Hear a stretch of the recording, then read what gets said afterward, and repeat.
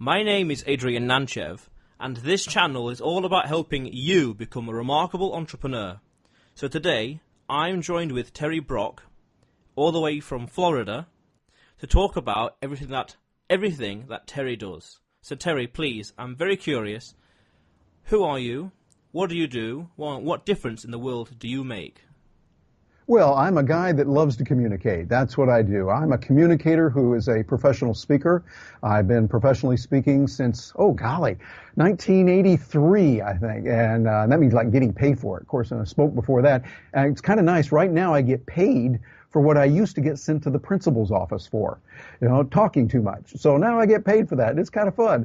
And I'm also a journalist. I've been a journalist since I was a little kid in second grade. 7 years old, I was writing for a paper, having fun with it, and then I did it in high school, and I worked for a community newspaper. They liked what I did when I covered a local state senator, and they sent me a few months after that to Washington, D.C., and I covered the inauguration of Richard Nixon, who was President of the United States. Most people in the United States wouldn't know that now, but yeah, he was a President of the United States, and I got a chance to cover his inauguration at age 16. So that was kind of fun, then went on for undergrad degree in that. But now what I get a chance to do is I'm working with corporations around the world, 38 countries and counting, and travel around getting a chance to work with individuals, coaching them, as well as large corporations, and working with them at a very high level activity on how do you design a message in the age of social media? How do we construct that so that it reaches the maximum number of people with a favorable message so that we can elicit action for that? I worked with Skype for a while. They asked me to come on board. I worked with them as the chief enterprise blogger for Skype, putting out content and information on what Skype was doing. And then when that project finished, I went on to become editor-in-chief for AT&T's largest blog. And I had over 100 editors reporting to me as subject matter experts, doing the editing, putting all that together. And we were able to generate, with the group that I was working with the whole team, over a period of about 6 months to a year, we generated over $3 billion in sales. So that's billion with a B. And it was enjoyable showing how you can use these principles of connecting with people, relationship marketing, and making that work for other people, and using the technology to leverage it. So that's what I do, and I have fun doing it. Well, that's quite an experience. That's going back quite far. Correct me if I'm wrong. Nixon, he became president in 1970. He became president. He was elected in 1968, the first time, and took office in 69 in January. I was around when he ran again in 1972, and it was January of 1973 when I was there in Washington D.C. on a bitter cold day. It's always January 20th, and it was a bitter cold day, standing out there watching things happen. The rioters, the marchers, the protesters. They tore down all 50 flags that were around the Washington Monument and hoisted North Vietnamese flags. And the police didn't care for that for some funny reason. So they came in, I remember clearly as a young kid, just scared, wondering what was going to happen. They came in on these horses that were at least 20 feet tall, and all of the police officers were 10 feet tall themselves. At least it seemed that way to me as a little kid. But they made sure everyone got out of the way, and they didn't do that, and tore down those North Vietnamese flags and put up additional American flags. But I remember being there and experiencing all that at the height of the closure of the Vietnam War. Damn, that's quite a while ago. That's quite an experience. That's quite an experience. Yeah, for a little kid to see that and go, oh my goodness, I'm not in Kansas anymore, am I? Even though I'm from Michigan. But it was like, okay, we're not in Michigan either. So, okay, cool. So tell me about this time when you were chief blogger and AT&T as well. They had 100 editors, and how that relates to what you're doing now, all about relationships. Yeah, exactly. It was establishing relationships with people. I mean, with Skype, we had 23 million active users every month. And so we're reaching a lot of people using the service, using Skype like you and I are right now. And it's a great way for people to get in there. I had the idea that we could use it for more than just business, or just for mom and dad. We knew that Skype was really good for grandma and grandpa talking to the grandkids and seeing them, and that's wonderful. We love that. We all engage in it on a personal level. But I thought, you could use this also for business. And so I started doing it with business, started recording it, which at that time was a really breakthrough idea. There wasn't a whole lot going on with it, and being very creative, showing people and businesses how they can actually use this in business and ways that they could do something they couldn't do otherwise. When we have a tool that gives us the ability to see each other, to talk with each other instantly. It's like you and I, Adrian, we're getting together here right now, and you're over there in England, I'm here in Orlando, Florida, but it's almost as if I said, hey, are you in town? I'm right here in your town now. Can we get together for a quick coffee? And you say, sure, Terry, I got a few minutes. I'm over here at 4th and Main at the such and such coffee. Oh, yeah, I know where that is, Terry. I'll be there in just a moment. And we get together, we talk, we collaborate, we get work done, and then we say, hey, great to see you. And then we go back to our offices. We don't have to go through all the time, money, and energy to put our bodies from one place to another every time. Now, it's good to do that. I really love those physical meetings. I think there's nothing that will ever take the place of that. But I still think it's great when we can get together every so often. It's like if you and I were working on a project, we can just say, okay, every Monday at 5 o'clock your time, we're going to do da-da-da-da, and we get together here and we talk. That's what we did with Skype. With Skype, we would get together. We had people in England, New York. I was in Orlando, and the people out in Silicon Valley. And we would meet every, I forget what it was, like Wednesday at 6 o'clock p.m. our time or whatever it was.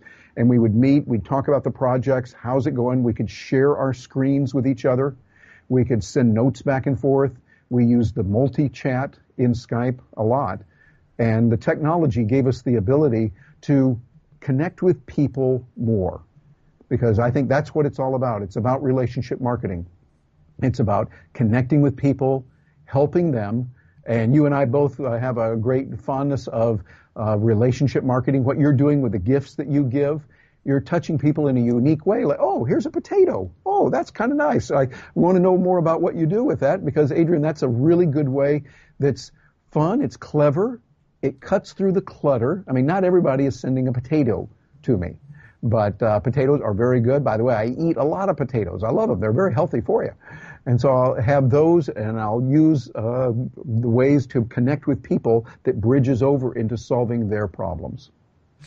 Yeah, well, firstly, I think every form of communication, when it captures eyeballs and attention, can be used in some way for business. Although it seems to be that marketers do tend to ruin things because they turn it all from what its original purpose was, which was just fun or games or just communication, like grandma and the children, all of a sudden straight to business and sales and just a little bit salesy, copyright and all the rest. Yeah, exactly. And I think they miss the human connection. It's like, okay, I'm being friends with you because, hey, we got a special today. And right now, if you buy it, you can get it real free. We've got a discount for you, but you got to act now. And don't forget to put in this code. And we're just going, please stop. We don't want to hear that. Yes, we need to buy products. We need to buy services. But we don't want someone yelling at us about it so that when we get done, we feel like we got to go take a shower and wash all the icky off of us. I guess you can say icky on Skype, right? Yeah, ickiness. I mean, wipe all that ickiness off of us. I think we've got to be genuine and we've got to be real. Yeah, you can say that. Ickiness, that is. And, yeah, you've got to be real. The way I see it is that it's like under the radar. As opposed to being like front and saying things like buy now, it's got to be much more subtle. That the sales message or the call to action or even the link to the website has got to be embedded inside something that people care about. So the way I see it is that when it comes to content, for example, like even this video, it's the content has got to pass what I call the so what test. Why should the audience care? They've got all this 24 hours in a day. You're competing with Skype and AT&T, so why should they stop what they're doing and consume your content? Why should they care? It's got to be. It's got to have that right. There's a few different variables and angles and different ways of quantifying it, but it's got to be so. Why should they care? This video, this content, this interview. Why is it important? Or just give it the correct name, and people will figure it out and find out, and then decide to consume it. Absolutely. A long time people in marketing have talked about something I think is really important. They said it's got to be everyone's favorite radio station. Here in the United States, radio stations east of the Mississippi are usually start with a W. They have the call letters of like 4 letters. It might be W, ABC, or something like that. West of the Mississippi, it's usually K. That's not inherent. There's some exceptions, but mostly W. And so they would say, think of everyone's radio station is WIIFM. What's in it for me? And I remember hearing someone say that if you can see that tattooed on everyone's forehead that you talk to, what's in it for me, WIIFM, then you're going to do a lot better in life. They really don't care about what you're going through. I think too many people come into life and going, you got to give me money, you got to give, because I've got this problem, I've got that problem. We heard that here in the United States with the health care, for instance. We need health care because my Aunt Lou has got blah, blah, blah disease and needs help and gets it. We've got to have this for my Aunt Lou, and we've got to have this socialized medicine. And I go, wait a minute, we care for your Aunt Lou. I'm sorry that she's going through that, but realistically, how does that affect me other than you're running up the nation's debt so high and it creates a real problem? What we've got to look at is what is in it for me? How are we going to do better? How can we help the other people get better health care so they don't have to sit in line and wait for a year to get help and it doesn't end up costing more? It's a big issue here in the United States right now. I know over in England you have the NHS, your National Health Service, and there are problems with that as well. But I think the whole thing is when we're looking at people and talking to them, always think about what's in it for them. How can you serve them? You'll do much better in life. Yeah, otherwise they're going to forget your message. They're not going to care. It's going to go in one ear, out the other, or over their head. It's just they're forgotten about. But what is your thoughts on relationship marketing then? How do you think you can find ways, for people to realize that it's for them? How do you think you can go around doing that? I think what you do is you ask questions and you listen. I like the way Chris Brogan says it. What we need to do is grow bigger ears. Grow bigger ears so we can listen better to where their pain is, what's going on with them. I see too many people that have what I call eye trouble. Now, I don't mean I as in EYE here. I mean the letter I. People that, Adrian, you might have bumped into some of these people where they're talking and all they do is talk about themselves. I did this and I did that and and it's all about me and I did this and myself. And then if they realize after a while, well, I guess I should ask, how are you doing, Adrian? And you say, well, I'm doing fine. We went over to London last weekend. Oh, really? Really? I'm interrupting you now and telling you I went to London and I did this in London and I did that in London. It's like there's so many people like that I think that really erodes a relationship. When someone feels they have to do it all, they've got that I trouble. I think instead it's a much better way to look at it and listen to them, ask questions, and find out. I find you learn a whole lot more that way, and that really builds those relationships. Listening to where their needs are, where their pain is, and then you might say, that's interesting. I've got a friend over here that might be able to help you with that. Let me see if I can connect the two of you. Now you become that matchmaker to solve problems between two people that you really like. Two people can help each other. And if they get the problem solved because they're connecting, they both now look at you and go, hey, really glad that Terry connected us on that because now we can do so much more. I think as far as relationship marketing goes, that's a key. Matter of fact, you and I were talking before the show, and I'm going to shameless plug here. My first book was called Relationship Marketing. When I said it's not about the e-commerce, all the electronics, but it's about the R-commerce, relationships. And we build those relationships by listening to others, finding out what they need, and then working diligently to find out what can we do to help them. Often it can be what we do as consultants and those of us that are doing a digital nomadic kind of lifestyle. But it also might be that we connect them with somebody else we know who could really help them even more. That's what you want to do. Yeah, I can't remember who told me this, but we have 2 ears and 1 mouth for a reason. We want to listen more than we talk. But I can't remember who told me that now. That's an old one that goes way, way back. I think it was Methuselah that came up with that one. But Maybe. Maybe way back, or maybe Father Abraham. I don't know. We'll just say it that. Yeah, maybe. And when you talk about eye trouble, in my business, you mentioned it, potato. I get compliments from customers every now and then saying very personalized service or they love it. I always try and pride myself in business to always give 5-star service, no matter what I'm doing, because ultimately it's all about the customer. You put the customer first, number one, before me, bending over backwards for them, as we say over here. put them first, all about them, and then they give you what you want. The rewards, reputation, the money. And in the email, so whenever I get a customer question or query, I always put it you, your potato, your message. It'll be delivered. It'll arrive at your address for you. Sorry to hear this about you, and then stuff like that. And people love it. So when you talk about them, they like it more. Especially when you use their name, Terry. People like the sound of their own name. That's right. When they do, Adrian, they know that it's a good thing.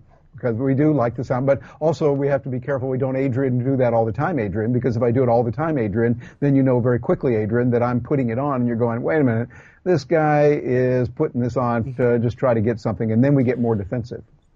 Yeah, but I sometimes do that to annoy people. Just for I don't even have to do that to annoy people. I can do that pretty easily. No, I just get under their skin. Just say their name in the sentence all the time. Just sometimes it's funny. Just to see how some people react, but that's just me being silly. That's all right. So you mentioned a digital nomad. What do you mean by that exactly? For I those think who it's don't know what it means. It's a wonderful option that we have today with the ability, with the bandwidth. We can now connect with people around the world as long as you've got good internet access. That's a key. And you've got the right tools. You've got the right smartphone or tablet or laptop computer and whatever other tools like maybe a camera, microphone or something. You can operate from just about anywhere in the world. And I literally do that as I bounce around the world doing programs as a professional speaker. For instance, just a little while ago, my partner Gina and I, we went around the world, literally. It was my fourth trip around the world. It was her first to go all the way, start heading west. And just eventually we keep heading west, we get back to where we left. I tell people not only did we circle the globe, but we also circumnavigated the globe. We did both. But we went around and I was speaking, we did about 11 programs in Australia, back and forth from Perth to Cairns, Sydney, Melbourne, Brisbane, and had a great time meeting wonderful people there, speaking, doing product sales. We had some digital products that we sell. And then we went from there to Singapore. We're able to talk to more people, sell products there, and work with them. Then we went up to Dubai and got a chance to see that. I love Dubai, a fabulous city. Dubai and Singapore are two of my favorite cities in the world. And then got a chance to be there. Gina was there in Dubai for the first time. We went to the Burj Khalifa, way at the top, the highest building in the world. Looking out, it was great. And then we had a nonstop direct flight from there, Dubai, back to Orlando. It's kind of nice on Emirates Airline. So we got a chance to see that. But that is the kind of lifestyle that many people can have today, wherever you want to be. It can be wherever, whenever, and you don't get locked into one geography. First of all, it's a great educational experience, and then also you're not locked into the economy of any one particular piece of dirt. If you're in a country where the economy is not doing as well, or there's some disadvantages, hey, just get your laptop, go where they've got some strong internet access, and by the way, your buddy on that will be speedtest.net. Use speedtest.net. You can find out what the rate is, or what they upload and download speed happens to be. Don't just go by people in the hotel that say, oh yeah, we have high-speed internet here. High-speed internet is kind of a relative term. And I go, really? Well, what do you get on speedtest.net? What are your numbers? And they go, huh? What is that? I go, well, do you have access to the net right there? Oh, yeah? Well, go over and I want you to jump over to speedtest.net. Oh, what's that? They get over and they type in there, well, I've never seen this before. And I say, just tap begin. And then it begins, it does a quick test right there. And I say, what kind of speeds are you getting? It will tell you your download speed first, then your upload. And if you're doing something like Skype or Zoom, Google Hangouts, upload speed is the most important because that's what I'm sending to you with my voice and my video. The download, I get you, and that's important when you're watching movies on Netflix or YouTube or Amazon Prime or Hulu, other sources as well. Those are important for download, but the upload is critical when you're broadcasting and using tools like we are here with Skype. Yeah, interesting you should say that, because I think a few days ago I did the test myself, and I'm getting like 100 meg upload, at least, and 100 meg down, at least, and 10 up. Oh, that's good. Yeah, I mean, I want to close that gap and get them both higher, but it's good nonetheless. I think 110 is big disparage, but hey, it's fine. And I'm curious about that because although this is the early days of the podcast, I'm thinking that because all of this is online, it's the majority is on YouTube, and it's just hardware and a laptop. I was just thinking about becoming a digital nomad, but I'm not sure which country, per se, Florida or Cayman Islands or Mexico or a few other places, Spain, I don't know, and looking into that. Just thinking about today, actually, I've got a whiteboard here and just planning it all out, different options and what I'm thinking, and just I need to talk to a few communities on Facebook about people, people that are already there, and say who can I get in touch with? Because ultimately, though, if I were to do digital nomad, what I would personally would like to do is continue with this channel, because the vision is to help 1 million entrepreneurs become remarkable. So keep going with that, and then write some more books on marketing and business. But then also, because I'm creative and crazy enough, let's do a few books on fictional work as well. And all that is just really laptop and Amazon.com or Kindle.com. Yep. But then also, I wouldn't want to go on my own to these places, so we would start a business together there, a bakery or something like that, or work with someone to start off with, and then do something like a bakery or something like that, something small and localized in the country. And I was thinking Mexico or Cayman Islands or maybe Cambodia, because there's not many laws there, it's not much regulation. My main concern with doing things like that in America, especially I'm not an American citizen, is the regulation. The laws, the visas, stuff like that. All this just to do something online, and all this paperwork and all this regulation. It's like, too much of a hurdle. I agree with you. As an American citizen, I hurt for when I see that the burden of regulation that we have in the United States right now. It's not the way the country was designed. The country was designed that you would be free and a meritocracy. If you can come over and work, live peacefully, but support yourself, and get out and through brain and brawn and working hard and putting in the time, money, and energy to make it happen, you could create whatever you want. And many people have done that. And now I think we've got too many regulations. So what I might encourage you to consider when you're looking at your digital lifestyle is don't look at the one place, but rather look at various places, plural, and think about, okay, I might try this for a week or two. And then I'll try that for a week or two. And then I'll try that for a week or two. And you get a little bit of a sense of what it's like. And then you can always go, hey, that place we visited 6 months ago? I was only there for 2 weeks, but I really liked it. I like this about it and that and this. I want to go back. And there might be other times you go, hey, during the winter when it's cold, you might want to go someplace where it's a little bit warmer. And then when it gets too hot, you might say, I'm going to go to a northern, more nice climate. And fortunately, we have 2 spheres on this planet, so you can go, if you want to go to snow, it's snowing somewhere all the time. You want to go to sunshine and beaches, there's always someplace you can go. And so I would recommend that. Just a couple of days ago, I got back from Greece. Had a client that wanted me to go over to Greece. I bounced over there, did some work, had a great time, went to Athens, saw that, and then went over to a little town on the Mediterranean Sea called Loutraki. And they're gearing up to be the cryptocurrency capital of the world, the most business-friendly crypto city anywhere in the entire world. And they're gearing up for that right now to see what's happening, to watch the energy and the environment. That's pretty exciting. And then me bouncing into the Mediterranean Sea. It's the first time I'd ever been there. Went swimming in it. Brought my little goggles, because I'm here in Florida, and I do a lot of swimming in our pool, and so I wear goggles. I just threw them in the suitcase and took them with me. I'm sure glad I did, because I went out there, I went swimming, and I walked out on a rocky beach. It was a little bit tough on my feet, but it's okay. I jumped in and started swimming, went out just a little ways, and I looked down, and there are like thousands of fish swimming around. All these little fish going back and forth, something like on a movie. And I had never seen that with my own eyes, swimming out there in the Mediterranean like that. And I thought, this is kind of nice. And then notice I started drifting farther and farther out, and I thought, let's not go too far out here. Problems could develop.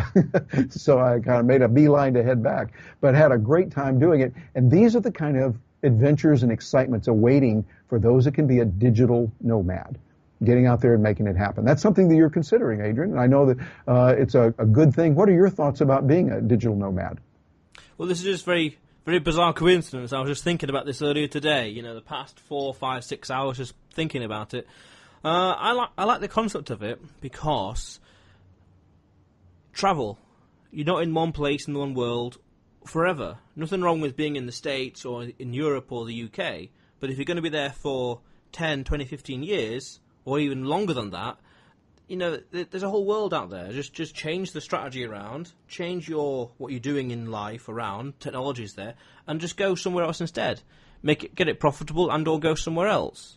Or just, I'm for it, but just I don't know, no plans yet, no logistics planned out yet. Yeah.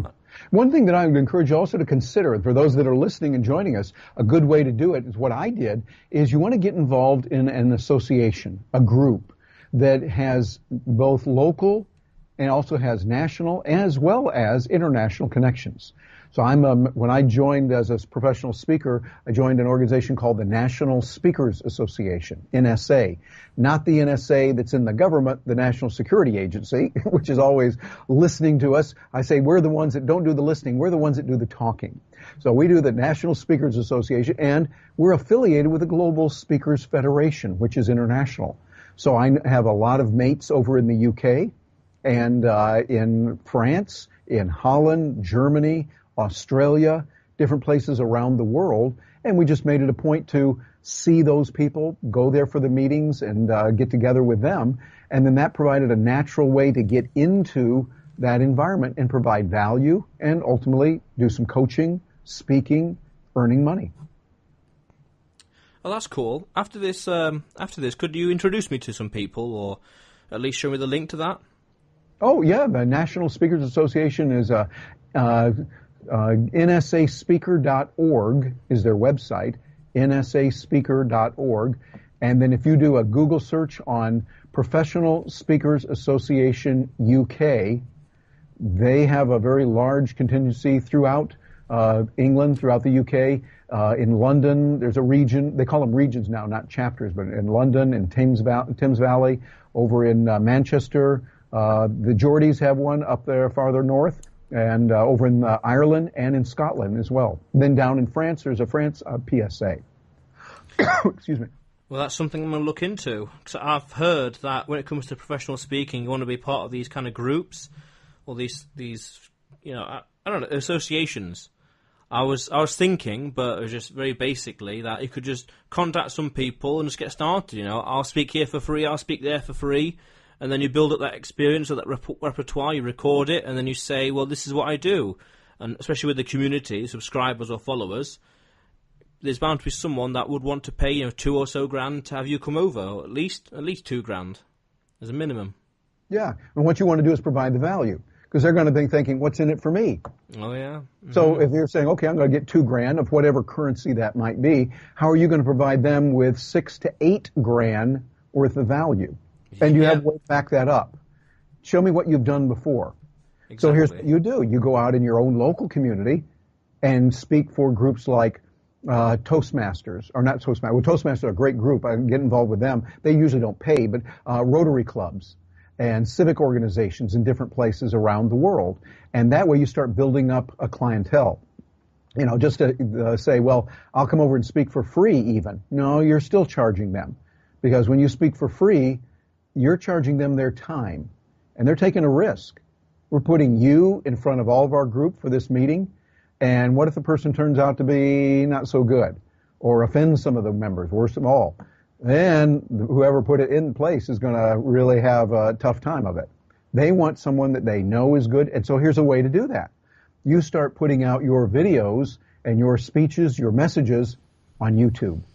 Yeah. But now people will see you. They know what you're talking about. And they go, hey, I really like that video you did on oodly boodlies. And can you come over and talk to us about oodly boodlies too?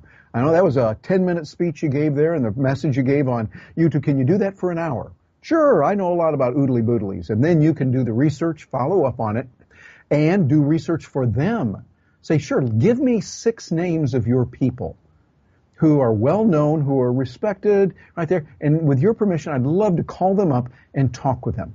Find out what their position is on oodly boodlies or whatever. Find out where they're having difficulties and what I might have some ideas on how they can overcome that or how they can get ahead. Then you go over and you talk to their group and you say, I was talking to Marge the other day, and Marge, thank you so much for input, da-da-da-da. And then I talked to Barry over here, and Barry told me this and that. And so what you're doing is you're making it real for them.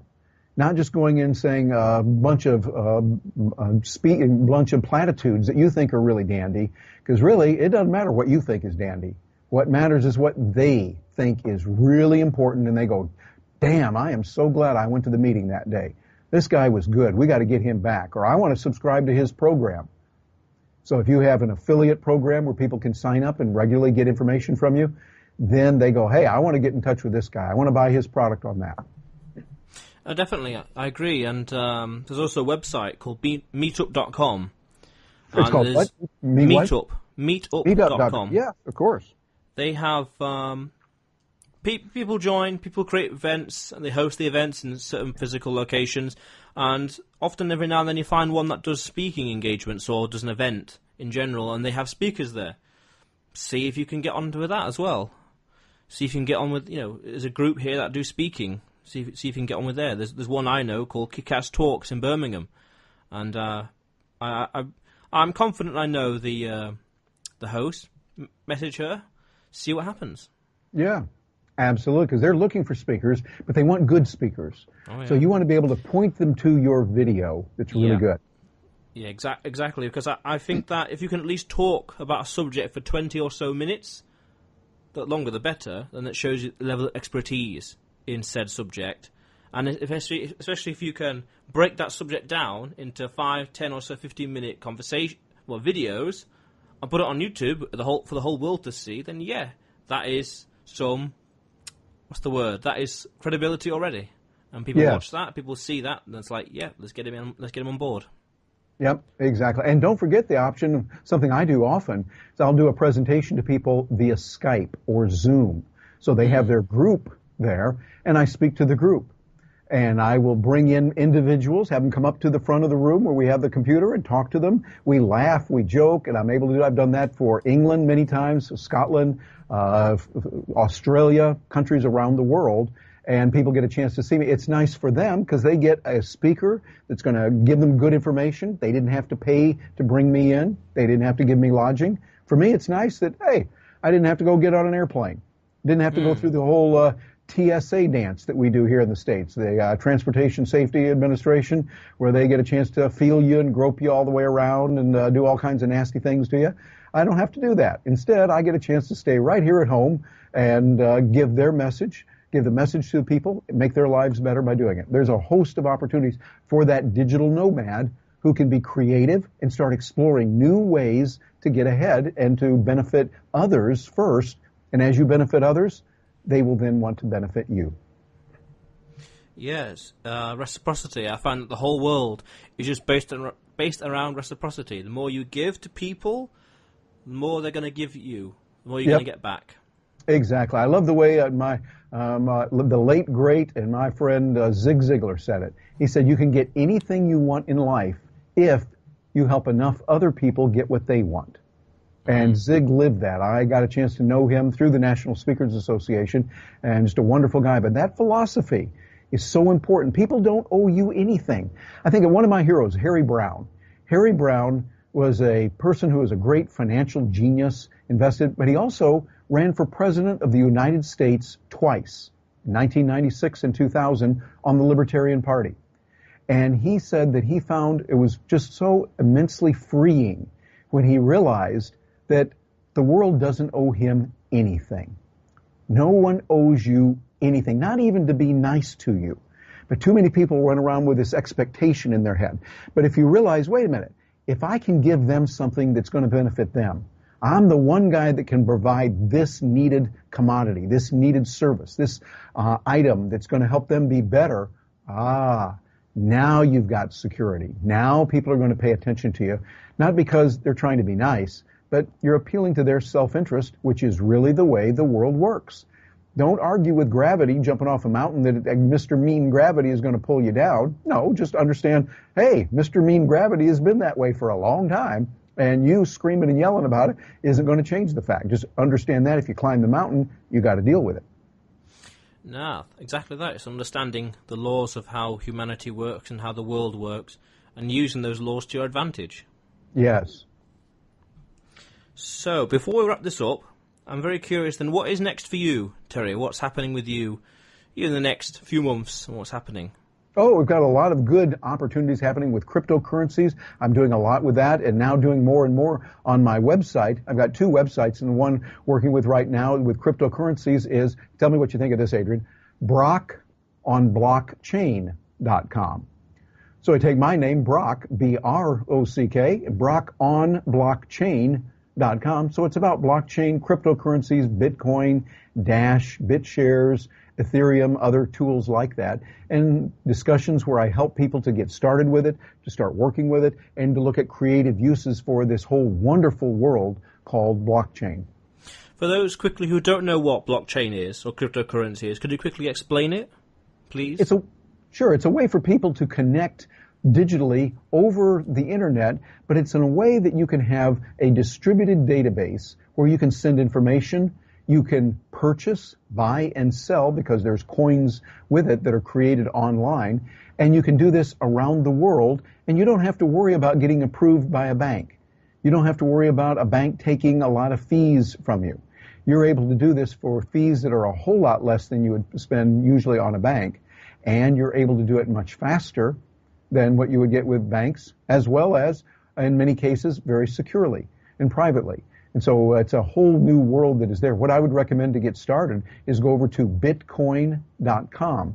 Bitcoin is the most popular, well-recognized currency that's there, and bitcoin.com gives you the ability to kind of figure out what it is, how to get started. You buy a wallet, a digital wallet that gives you the ability to put some coins in it. Then, with a credit card, you could put a few coins, 10, 15 US dollars or a couple of quid in there. No big deal. You put some of that in there, and now you've got something that you could say, okay, I'm going to go over to Amazon, and I'm going to buy anything that I wanted at Amazon, but I'll use Bitcoin, and I'll get a 15 to 20% discount simply because I'm using Bitcoin. Or I could go to purse.io, Purse.io, and sign up for an account like that. You could also go over and get a debit card so that anywhere Visa debit cards are accepted, you could fill it with Bitcoin and then use that to buy yourself some coffee, buy yourself whatever you might want to buy that would be on your card in Bitcoin. It's also tax-free, as well as fast and instantaneous, as well as like no banking fees. It can be tax-free. Over in the U.S., they say that you should have tax on that, and the IRS, the Internal Revenue Service here, says that yes, you do owe taxes on those things from Bitcoin, and of course, we know that you should always pay in full whatever the IRS says. Right, Adrian? Well, it depends. I've heard a lot of stories about the IRS. Yes, indeed. There are a lot of stories on that, and since we know that they're monitoring us right now and paying attention to everything we say, we know that it's important to obey the laws. But let's go back a tiny bit. You mentioned Brock on blockchain. That's just purely you, as a journalist, just reporting on what's happening in the world, of cryptocurrency. Yeah, and I have a number of different interviews that I've had talking about it, what's going on, and that also connects you over to my main website, which is terrybrock.com, and that's Terry, and Brock is spelled the right way, B-R-O-C-K. So terrybrock.com. And you're able to see that as well. So those two sites will give you information on how to get started with it and how to connect more with me. I've got a free newsletter packed with a lot of information that people can sign up for, and no charge for that. They're able to come in there and get a chance to find out what's going on. Cool, that sounds very exciting. There's a lot of stuff going off with that. With Bitcoin, there's something, I don't fully understand the technical side of it, per se, but there's something to do with the hard fork coming along with this BTC and BTT on the way, something like that. So there's some technical stuff happening there. Yes, that's happening tomorrow. So as yeah, we're recording that's this. That's it. And also, just over a year ago, we had the halvening. Yeah, happening where they looked at the rate. Some of the rates and then what was happening with that, and looking at other coins like Ethereum, and there's a whole lot of technical issues with it. I think the main thing for those that are just getting started is to realize this is a force to be reckoned with. Yeah, it's something that's changing our world. Definitely. I first heard about it when Bitcoin was around $200 or $197, something like that back in the day. And I didn't know much about it. I was listening to a lot of Peter Schiff at the time, and he was saying not to go into it. But since March of this year, I've started to look at it more seriously, and I realise now, after thinking and doing a bit of research, that it's a paradigm shift in the way the world deals with money, the way that we as mankind have decentralized finance, where we can just get money across to one person very easily, very quickly. I think there's a lot of kinks to sort out with regards to usability and API functionality, but I think it's a long way there. It's certainly a damn good paradigm shift. Yes, it certainly is. Think of it like years ago, many, many years ago, if I wanted to send you a message, I would write it on a piece of paper with a pen, and I would put it into the postal service and send it to you. It would take a few days, and when you would respond, well, that would take a few more days, or many, many years ago, months, as they would take it on horseback across the country. It would take forever, which is very, very difficult. Then they came out with this thing called the telegraph, which could do it instantaneously.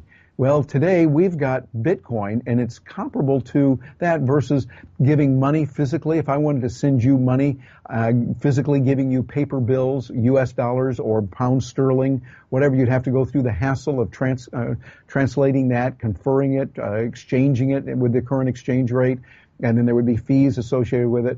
Whereas if we do it with Bitcoin, you have Bitcoin, I have Bitcoin, and I say, hey, that microphone you got right there, I want to buy that. How much is it? You say, well, Terry, that'll be about so many quid. I go, okay, sure, here we'll do it. I'd hold up my smartphone, you would hold up yours, and then the funds would transfer. We would have it there very, very soon. Now, Bitcoin is taking a little bit longer because it's gotten very busy, and so it's taken sometimes a little bit longer for the transaction to take place, and the fees have gone up a little bit, but this whole thing that's happening with the change and a hard fork is what they're calling it. It's kind of like a fork in the road, and we're going different ways. That is going to change it, and by the way, that starts tomorrow, and I've got a conference with 2 industry notables on that coming up in just a few minutes. So that's where I'm going. When we finish here, I'll be over on another video platform doing that with 2 geniuses from one here in the United States, another over in Germany. And we're going to be talking about what's coming up and what to be aware of. And that will be covered on Facebook Live. So if you go over to Facebook Live and you're there as a connection with Terry Brock, me, you'll be able to watch that no charge at all. Yeah, and then straight away after this, I'll be recording the next episode of the podcast as well. So there you go. So this digital nomad life is working really well wherever we happen to be. Yes, building connections and building a network. So, Terry, where is the best place for the audience to get in touch with you? The best place, again, would probably be terrybrock.com. You go over to terrybrock.com, you'll see my email, you'll see my connection with Twitter, Facebook, LinkedIn, all the major social media platforms. Email is probably the best way. If they say, hey, Terry, I liked your interview there with Adrian, and I want to get some more information, et cetera, email would be the very best. That's terry@terrybrock.com. Terry@terrybrock, okay. Okay. Well, Terry, it was very nice having you on the show. Adrian, an honor to be with you. Really wish you the best of all you're doing with your potato business, with the digital nomad lifestyle that you're looking at and considering, and looking at the variables there. And for those of you joining us, this guy's good. You want to get to know him and read his content. He's right on target with the idea of living freely, living life the way you want without harming others, and making a lot of money too. Thank you very much, Terry. Thank you very much. If you haven't already, click on the subscribe button and press the bell notification right next to it for the latest uploads. How cool is that?